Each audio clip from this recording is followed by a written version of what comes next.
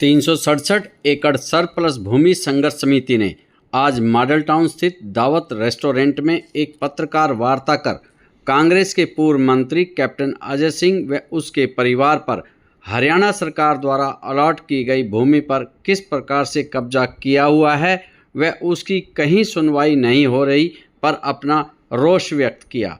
तत्पश्चात उन्होंने दावत रेस्टोरेंट से शिव चौक तक कैप्टन व उसके पुत्र के खिलाफ नारेबाजी की। इनके आरोपों में कितनी सच्चाई है वह तो कैप्टन परिवार को पत्रकार वार्ता कर जनता को जानकारी देनी चाहिए। समिति का कहना है कि इस मामले की जानकारी तत्कालीन सीएम मनोहर लाल खट्टर व केंद्रीय मंत्री रूपाला जी को भी है, मगर सरकार चुप क्यों है यह भी बड़ा सवाल है। और पूरा चलो यादव मुर्दाबाद, कैप्टन अजय यादव मुर्दाबाद, गरीबों का हक वापिस करो, गरीबों का हक वापिस करो, 367 एकड़ वापिस करो, कैप्टन अजय यादव मुर्दाबाद, चिरंजीवी राव मुर्दाबाद, कैप्टन अजय यादव मुर्दाबाद, चिरंजीवी राव मुर्दाबाद, कैप्टन अजय यादव मुर्दाबाद, चिरंजीवी राव मुर्दाबाद, 367 एकड़ जमीन वापिस करो, गरीबों का हक वापिस करो, कैप्टन अजय यादव मुर्दाबाद। किस विषय में प्रेस कॉन्फ्रेंस कर रहे हैं? सारे जो पत्रकार बंधु है सबको मेरा हाथ जोड़कर नमस्कार। मेरा नाम दीपक यादव है, मेरा गांव सैंडवास, जिला रेवाड़ी। और जो ये हमारी वर्किंग कमेटी बैठी है यहाँ पे, यह 367 एकड़ सरप्लस भूमि की संगठन समिति है। और जो आज मामला है आप सब लोगों को यहाँ पर बुलाने का, उसका मेन मकसद हमारा यह है कि कैप्टन अजय यादव के द्वारा इन गरीब लोगों की 367 एकड़ सरप्लस भूमि पर अवैध कब्जा कर रखा है, जिस पर कैप्टन अजय यादव और उसके परिवार के लोगों ने कॉलेज और भी कोई संस्था बनाकर उस पर कब्जा किया हुआ है। और हमारा मकसद है कि उस ज़मीन को कैप्टन अजय यादव से छुड़वाना है और उन जिन गरीबों की वो ज़मीन है उनको वो हक दिलाने के लिए हमारी संघर्ष है, लड़ाई है, जिसमें आप लोगों का साथ चाहिए। इस लड़ाई के लिए आप सब लोगों को आज इकट्ठा किया गया है। तो इसमें किस किस की ज़मीन जा रखी है?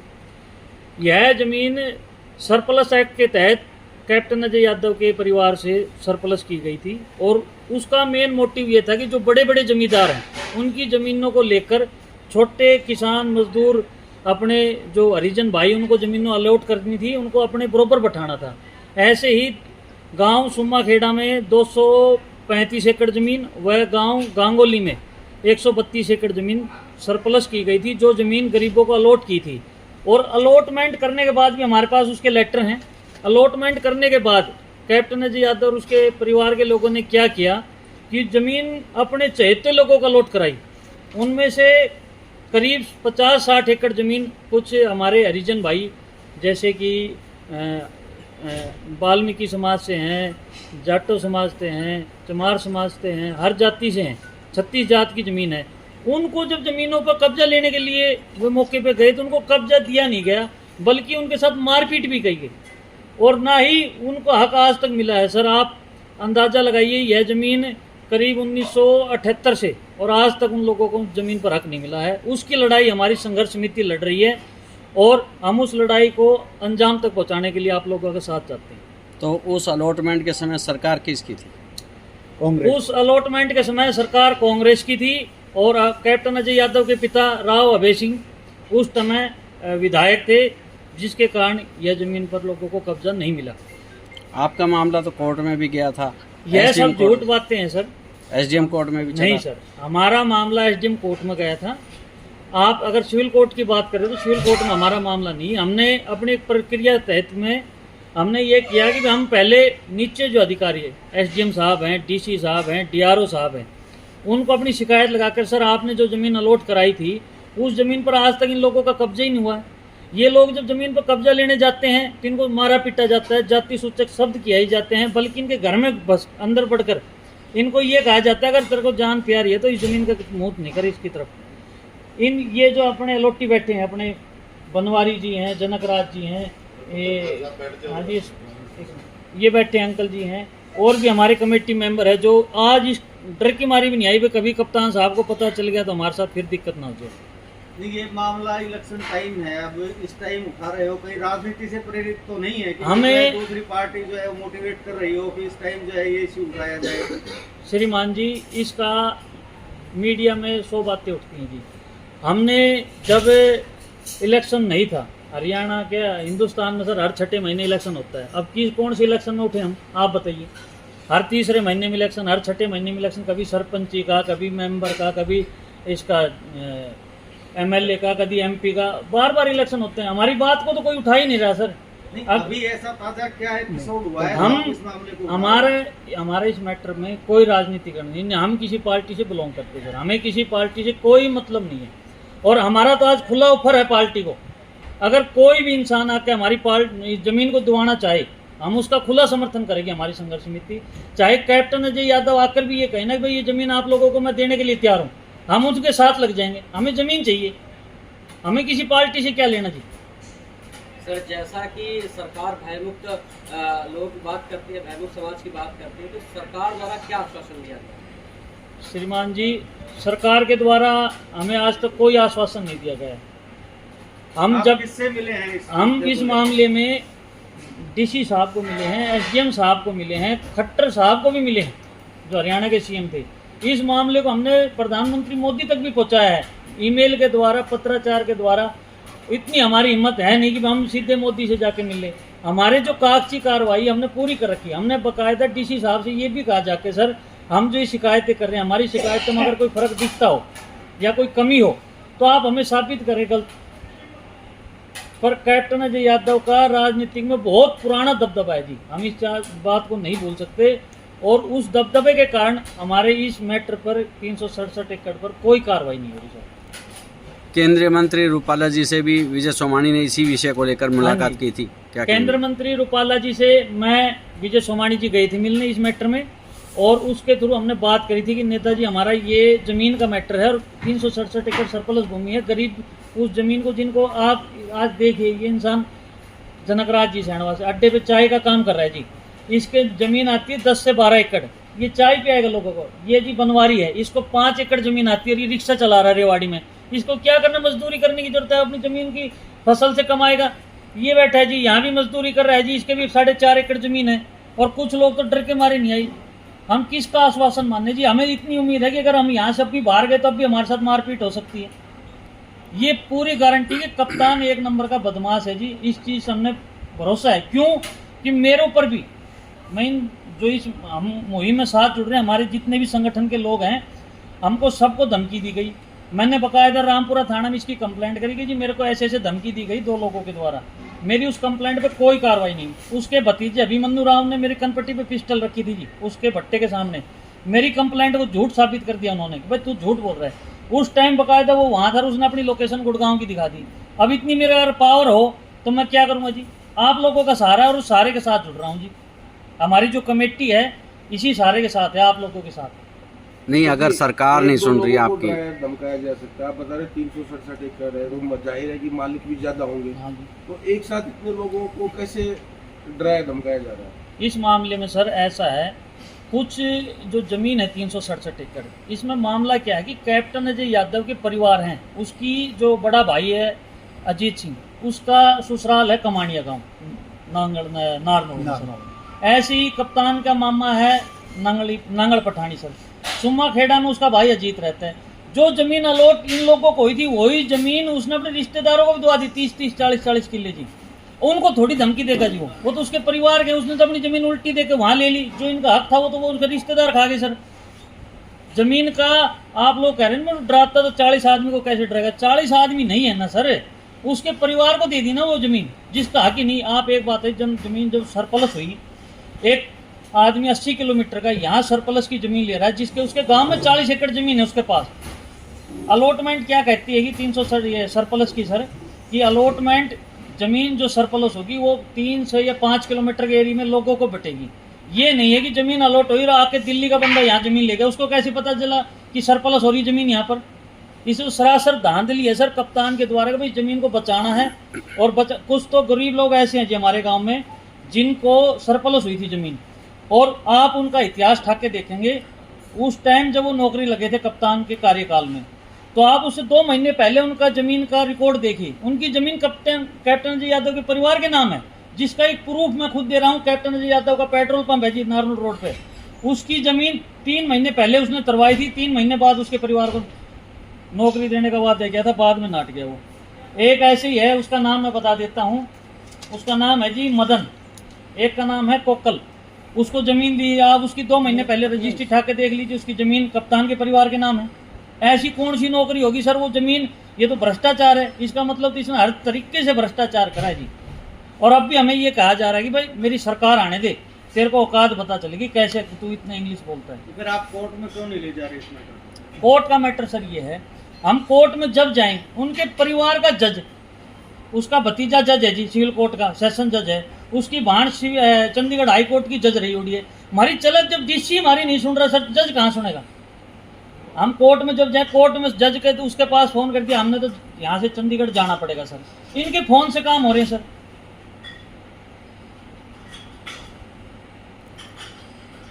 तो अब आप किस प्रकार से चाहते हैं? हमारी कमेटी ने एक फैसला लिया है जी। हमारी कमेटी में करीब 500 से 600 लोग हैं हम, और हमारे जो कमेटी मेंबर ने, ठीक है ना जी, अपना यही फैसला है जी। हमारा फैसला ये है, जो हमारी 367 एकड़ जमीन को हमें दिलाने में मदद करेगा, दिलाने की गारंटी देगा, हमारी कमेटी उसका समर्थन करेगी ग्राउंड पर आकर।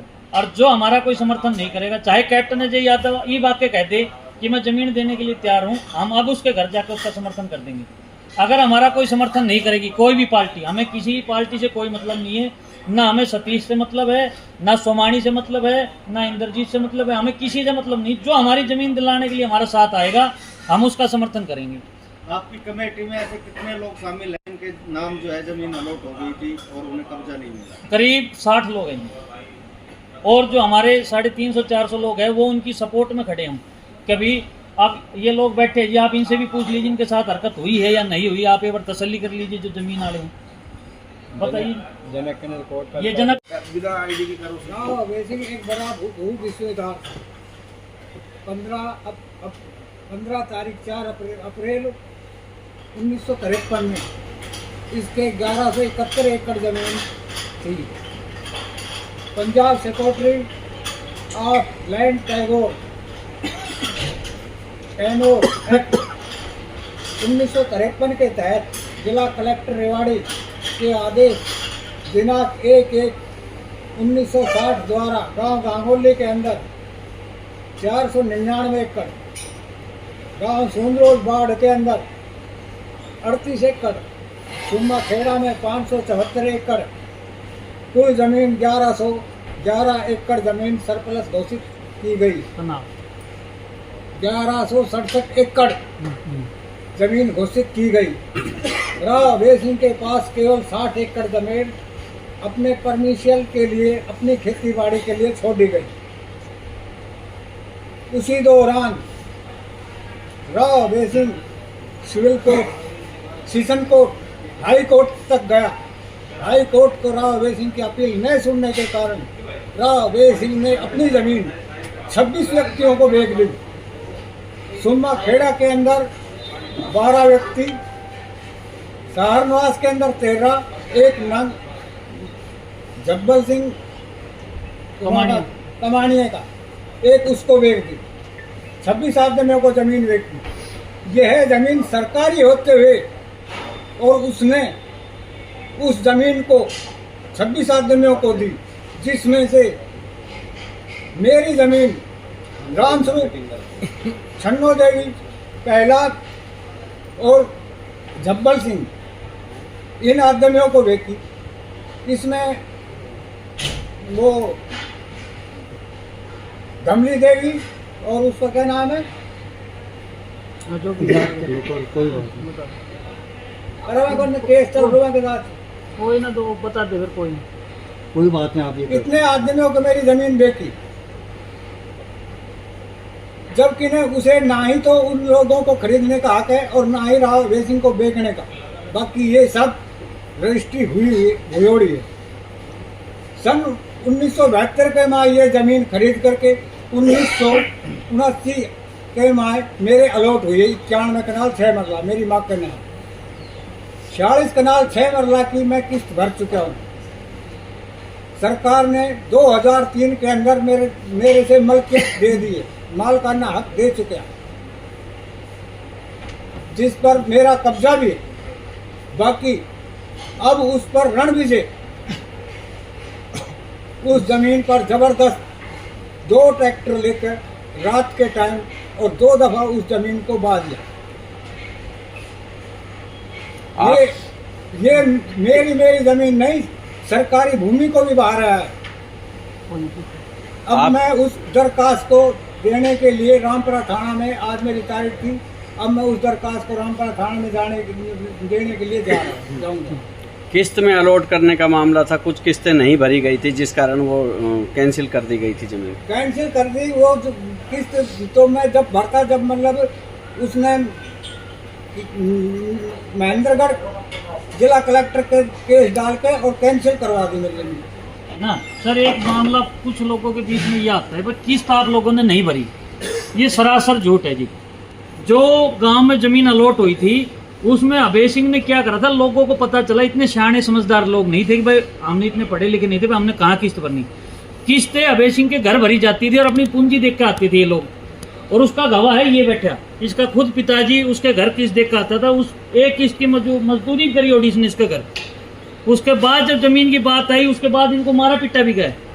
किस्त वाली तो बात ही नहीं सर, किस्त तो आदमी उसका घर दे देख कर था, उसको ये थोड़े पता था किस्त देनी कहाँ है, जो कि एसडीएम रिपोर्ट के अंदर ये लिखा गया। सर मान गया हम आपकी बातों को, किस्त उसका अलॉट होगी। अगर मेरी किस्त अलॉट होगी और मैंने किस्त नहीं भर पाया तो मेरे पास उस टाइम लेटर देना था ना उन्होंने, कि भाई आपको लेटर दिया जाता है, भाई आपको जमीन अलॉट नहीं होगी, आपने किस्त नहीं भरी।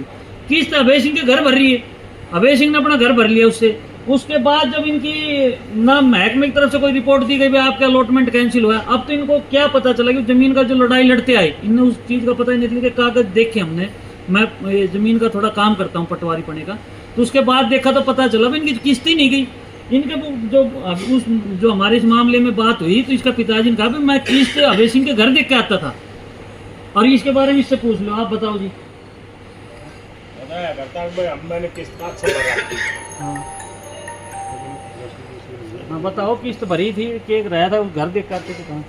पता नहीं, वो हम तो बालक जो छोटा अधिकारी का आगे तो किसका जमीन थारी से किसका सब हो रही है, मुझे अब देखा तो इनमें कैसे किस्त नहीं बना किया। और आप एक ये और बताओ इनको, आपको मारा पिट्टी के लिए धमकाते हैं ना धमकाते? कभी ये ना सोचे भाई ये जो मत पत्रकार भाई की हम बना के बात कर रहे हैं, सच्चाई बताओ आप। पिताजी के पटक के कुल्ला बटका भर दिया। कितने टाइम पहले? ये जब अलाउटमेंट हुई जब की बात, अभी कोई नाजा भी कोई ऐसा की बात। अब तो इसका पिताजी जिंदा नहीं ना, जो एक्सपायर हुए ने करीब 5-4 साल हो लिए। मैंने और पूरे ग्रुप ने 2018 के अंदर सर्कुलर जमीन का मामला धरना प्रदर्शन भी किया था, सब कुछ किया था। हमने 46 कनाल 6 मरला जमीन की किस्त भर रखी थी। उस किस्त भरने के बाद एसडीएम साहब ने हमें खुद कास्त मालिक कर दिया। गैर उसी ज़मीन पे बैठा रखे थे तो हम खुद कास्त मालिक कर दिए। खुद कास्त मालिक की जैसे मैंने 2019-20 में कार्रवाई चालू करी तो उस टाइम अभिमन्यु की वाइफ और कैप्टन अजय की पुत्रवधू वो उस टाइम सरपंच थी। तो मेरे पिताजी ने एक चाय की दुकान कर रखी है गांव साणवा सड्डे। इसी बाबत 8 जनवरी 2020 को जेसीबी बुला के, जो जबकि दुकान हमारी खड़गवास की ज़मीन में है और कुछ ज़मीन पीडब्ल्यूडी में आ रही, वो जगह उस समय जेसीबी बुलाकर हमारी दुकान पूरी तुड़वा दी इसी रंजिश के अंदर। फिर 2022 में अपने एसडीएम साहब ने हमें खुद कास्त मालिक कर दिया और हमें कब्जा दे दिया। अब हम पिछली साल भी हमने थाने में एप्लीकेशन लगाई थी तो उस पर भी कोई कार्रवाई नहीं हुई। और अब मौके पर अगर आप जाके देखोगे खेतों में तो मेरे खेतों में जाने के लिए रास्ता नहीं है, लेकिन रास्ते के सरकार ने अपने जो सरकारी ज़मीन अब भी बची हुई है उसके लिए रास्ता मांग रखा है। लेकिन हमें खुद कास्त मालिक करने के बाद भी डीआरओ रणविजय और उसके कुछ गुर्गे, हम जब अपने खेत में जाते हैं तो मारने पीटने आते हैं। इसकी शिकायत मैंने 4-5 बार अपने एसएचओ साहब रामपुरा को भी की है और डीसी साहब को भी की है, एसडीएम साहब को भी की है, लेकिन आज तक कोई कार्रवाई नहीं होती। और जब जाते हैं जब हमें जान से मारने की धमकी देते हैं। इसमें एक तो खुद रणविजय है, एक कोई जीतपुरा से भोम सिंह है, एक एक अभिमन्यु राव है, एक प्रदीप सन्नोफ नरेंद्र गांव सारणवास का ही है, जो BRO रणविजय का ड्राइवर था। और ऐसे गुर्गे उसने काफ़ी रख रखे हैं, तो हमें जान से मारने के ये समझ लो हर समय खतरा बना रहता है। आप कोर्ट में नहीं जाते। अगर हमारी बात पे झूठी है और हमारे रिकॉर्ड में कोई कमी है तो कैप्टन अजय यादव कोर्ट में जाए, उसको भी तो खुला अधिकार है इस चीज़ का, वो भी कोर्ट में जा सकता है। ये लोग झूठ बोल रहे हैं, ये जमीन इनकी है ही नहीं। ना तो वो सर DC के पास पेश होता है, ना DRO के पास पेश होता है, नहीं SDM के पास। हम तो अपनी एक कार्रवाई के थ्रू ही कर रहे हैं ये काम, वो तो कहीं भी जाके पेश नहीं होता जी। हमारी 6-6 महीने तारीख लगती है कि 1 महीने में जाते हैं सर, वहाँ भी हमारी कोई सुनवाई नहीं होती। उसका बंदा कोई आके खड़ा नहीं होता, हम बैठ के 1-2 घंटे वहाँ से उल्टे आ जाते हैं। तारीख अगली तारीख चल जाओ, तारीख का क्या काम हो सर। 1 मिनट, अपने विचार रामानंद साहब हैं, ये अपने थानेदार इस कमेटी के मेंबर हैं जी। रामानंद है, सारणवास गांव से बिलोंग करता हूं। और सबसे पहले मैं मीडिया को जो धन्यवाद करूंगा कि आप लोग हमारे हौसला अफजाई के लिए आए, हमारा उत्साह बढ़ाया, हमारी बातों को आगे रखें। पर सबसे बड़ी बात यह है, आप लोगों को सबको पता है कि कुछ साल पहले लालू प्रसाद यादव का चारा घोटाले में जो नाम उजागर हुआ था, तो हम बड़े सरप्राइज करते थे, भाई ये चारा घोटाला कैसे हो सकता है, कैसे आदमी जो है चारा खा सकता है। परंतु ये बात उस समय सही साबित हुई जब हम अपने गांव में ये बात सुनी कि कैप्टन अजय यादव ने अपने लिए मात्र 2 गाय खरीदी थी, जो अपने घर इस्तेमाल के लिए थी, और उन 2 गायों के नाम से गौशाला रजिस्ट्रेशन करवाई। उस गौशाला के नाम से गवर्नमेंट से अपनी सत्ता का दुरुपयोग करते हुए, अपने पावर का इस्तेमाल करते हुए हर साल सरकार से 5 लाख रुपए उन गौओं के नाम से लेते थे। जबकि हमारे सनातन धर्म में हमारी माँ जो भी पहले खाना बनाती थी, 1 रोटी गौओं के नाम से निकालती थी। और ये आदमी ऐसा है कि उन गौओं का भी भोजन खुद ही खाना पसंद करता है। हमने धरना प्रदर्शन किया और उस धरना प्रदर्शन में जो है उसकी इंक्वायरी हुई, और इंक्वायरी में ये सही साबित हुआ कि ये गैर कानूनी तरीके से गौशालाएं चलाई जा रही है, इसका उपयोग गलत हो रहा है। तब इसका वो जो ग्रांट मंजूर हो रही थी वो कैंसिल की गई। इसलिए हमने वहाँ से किया कि इसका हम ये उजागर करना चाह रहे हैं कि ये आदमी सत्ता का किस तरह से दुरुपयोग कर सकता है। दूसरा बात, इन्होंने जो कहा है कि नौकरी का लालच देके ज़मीन जो है सरप्लस की ज़मीन इनके बाप से जो अलॉट हुई थी उसका किस तरह से ट्रांसफ़र अपने नाम से करवा गया। एक नाम इन्होंने बता दिया, सैलानी उर्फ मदन, जो इनका पता से गुजर गया, उनके नाम से ज़मीन अलॉट हुई थी।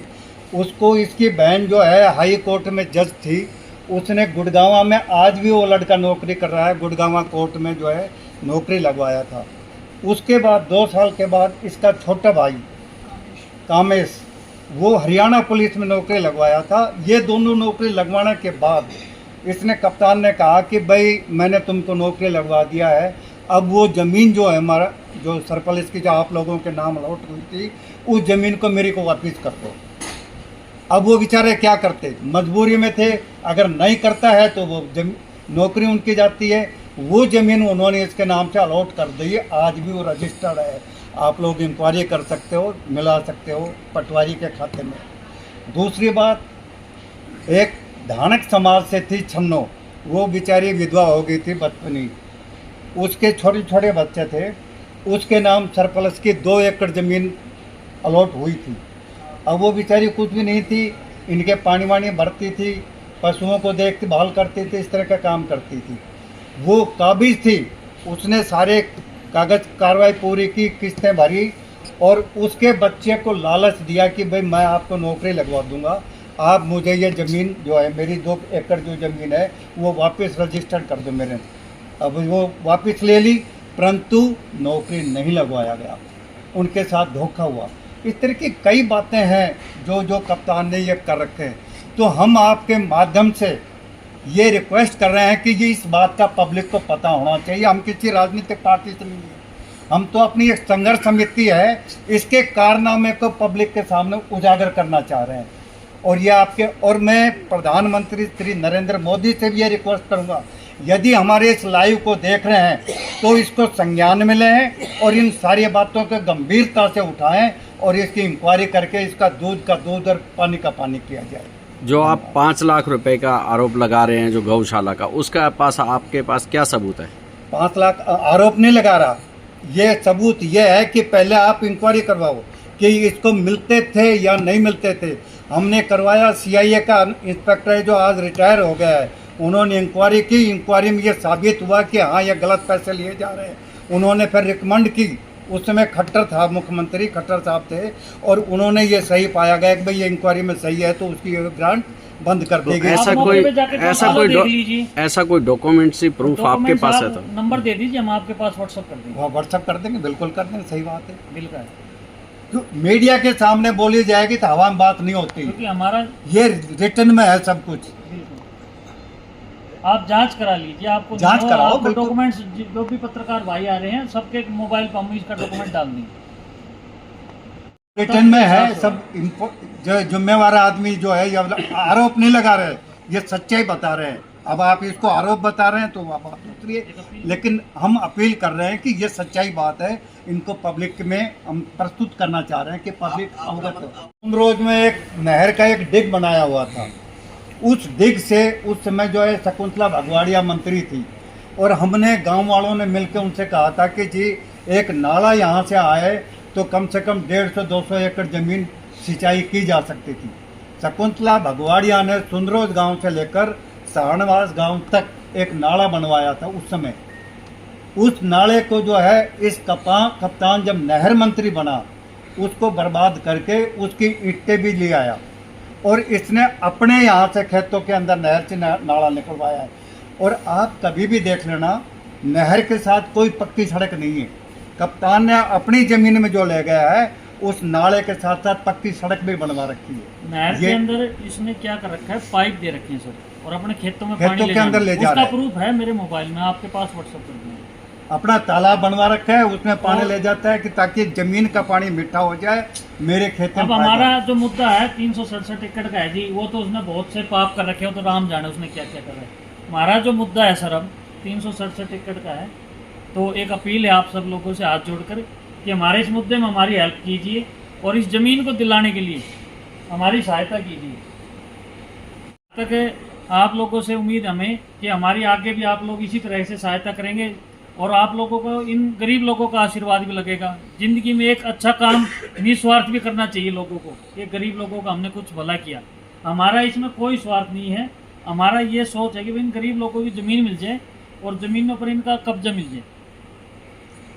तो एक हमारी कमेटी का फैसला है, जो लोग हमारे इस अभियान में, जो भी किसी भी पार्टी से कोई भी भाई, किसी भी पार्टी से कोई भाई, चाहे निर्दलीय हो या पार्टी से संबंध से लड़ रहा हो, अगर हमारा समर्थन करेगा तो हमारी जो कमेटी है उसका समर्थन करेगी। अगर कोई समर्थन नहीं करेगा तो हम भविष्य में, हमारी है 24 या 25 दिसंबर को एक 32 या 35 गांव की महासभा करेंगे गांव सैंडवास में। उसके लिए हम लोगों को फिर इकट्ठा करेंगे इलेक्शन के बाद, वे हमारी ज़मीनों के लिए हमारे साथ आओ। तो उस समय भी आपकी जरूरत पड़ेगी, तो हाथ जोड़ के विनती है कि उस समय भी आप लोग हमारे साथ देना इस लड़ाई में। थैंक यू, ठीक है।